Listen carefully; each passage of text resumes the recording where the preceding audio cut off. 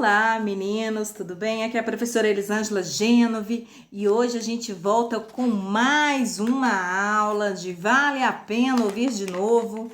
E hoje a gente vai trabalhar um tema, meu Deus, totalmente inovador. Então vamos lá, começar um pouquinho? Bom, o tema que nós iremos trabalhar é o Renascimento e o Humanismo. Bom, o que nós vamos falar um pouquinho desse tema, sobre esse tema? Durante o século XIV e o século XVI, né? As ideias humanistas e os avanços dos renascimentos, eles começaram a surgir e começaram a marcar um período de grandes transformações e aonde a gente vai falar onde houve o renascimento do pensamento, das ideias, de um todo. E para a gente começar a introduzir esse conteúdo, vamos entender primeiro o que foi o humanismo, certo? Então, bem claro, professora, o que foi o humanismo? O humanismo foi um movimento intelectual difundido por toda a Europa durante a Renascença e inspirado na civilização greco-romana que valorizava o saber crítico, voltado para o maior conhecimento do homem e uma cultura capaz de desenvolver e potencializar a condição humana. Pois então, nesse contexto que surge a Renascença, inicialmente, o termo ele era empregado para designar estudos da humanidade, Ou seja, a literatura clássica, a história, a dialética, a retórica, a aritmética, a filosofia natural e as línguas modernas. Mais tarde, recebeu este nome porque representa a ideia que o homem estaria no centro de todas as coisas, que a gente vai chamar aqui de antropocentrismo. Ao contrário, da mentalidade medieval, que era teocêntrica, ou seja, Deus estava no centro de todas as coisas.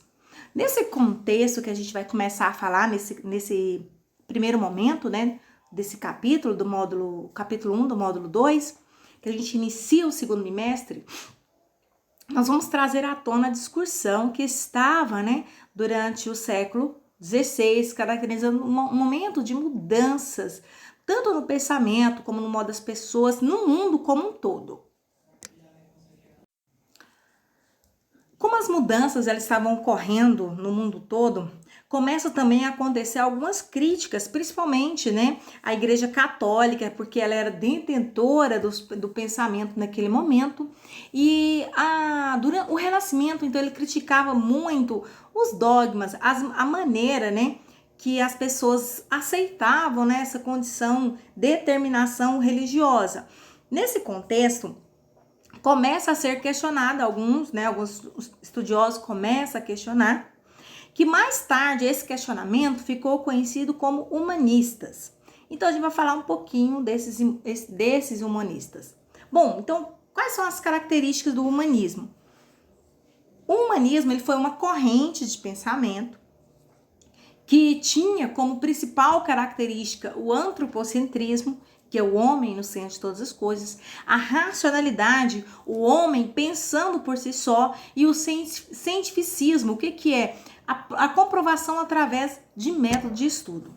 Este movimento cultural e filosófico, ele foi desenvolvido entre o século XIV e século XVI na Europa e firmou base no Renascimento e marcou a transição entre a Idade Média e a Idade Moderna. O humanismo, então, ele buscava na razão a explicação para os fenômenos do mundo. Então, tinha um argumento que era fé na razão. Até então, a fé ela era toda depositada naquilo que a Igreja Católica determinava. Então, era chamado de dogmas. Então, a fé era determinante através dos dogmas. Com os humanistas, eles começavam a colocar, olha, a fé tem que ser na razão. Razão o quê? Do homem pensar todas as coisas.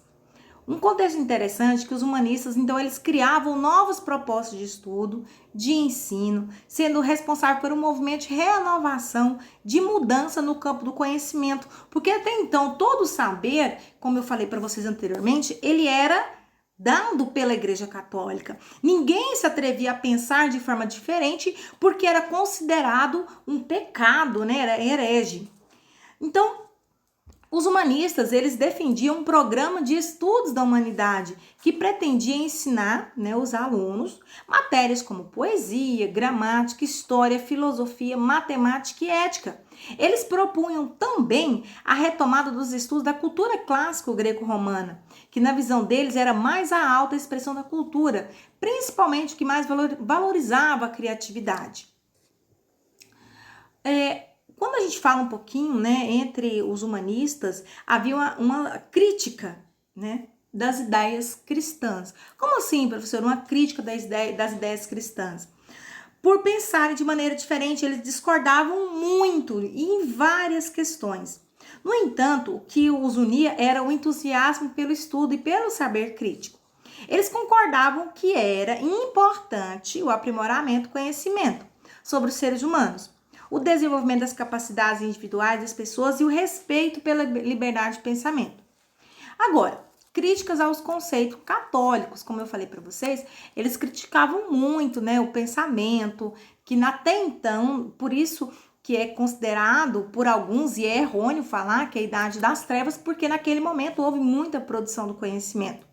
Diversos humanistas, eles criticavam, né, e não criticavam os cristãos, e não os cristãos que... Como é que eu digo para vocês? Eles não criticavam em si a forma, né, dos cristãos, mas assim como eles, a distorção em alguns aspectos que eram propostos pelas ideias teocêntricas.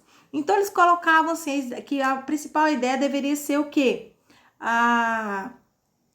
Que o homem ele deveria pensar, e eles defendiam a ideia geocêntrica, eles defendiam o antropocentrismo, o heliocentrismo. Professor, o que é o heliocentrismo? Então, a Terra no centro de todas as coisas.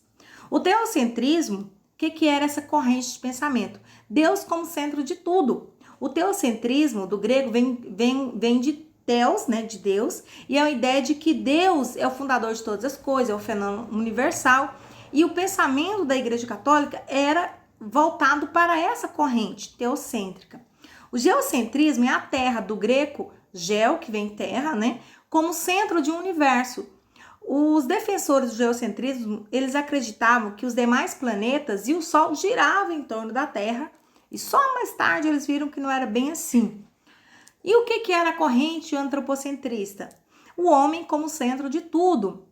E antropocentrismo, do grego, vem anthropos, que é homem, e a ideia de que o ser humano é o centro do fenômeno do universo. Os humanistas entendiam que a pessoa tinha capacidade de compreender que Deus e o universo usando, né, a razão. E tinha também o heliocentrismo. O heliocentrismo era uma concepção, uma corrente de pensamento que falava que o Sol como centro do universo. O heliocentrismo do grego era defendido por um padre, né, astrônomo polonês chamado Nicolau Copérnico. Para ele, a Terra, como planeta, realizava movimentos de rotação, isto é, girava em torno de si, e a translação girando ao redor do Sol, que mais tarde foi comprovada a teoria dele, né? Pois então, nesse momento, tanto a concepção teocêntrica como a concepção antropocêntrica, elas tinham a mesma corrente de pensamento, né? Que era o conhecimento, porém elas discordavam na forma de compartilhar esse saber. E a gente vai falar um pouquinho, né, de Leonardo da Vinci. Leonardo da Vinci, ele foi um dos principais humanistas, né? Ele era italiano, ele se interessava por muitas áreas do conhecimento, então ele não tinha uma área específica. Ele se dedicou muito à engenharia, à cartografia, à anatomia, à botânica, à arquitetura. Além disso, destacou-se em campos da arte, como a pintura e a escultura. Leonardo da Vinci, ele era um cara da época, assim, muito criticado pela sociedade, porque ele estava muito além do seu tempo, né? O seu pensamento era muito moderno para aquela época. E ele foi um dos principais pensadores, principalmente na questão, a gente vai abordar mais para frente sobre a questão da anatomia. E nós vamos discutir um pouquinho, então, Vamos pensar. Imagina só, meninos, no Leonardo da Vinci, nesse momento onde o pensamento era proibido. Então, não era bem aceito.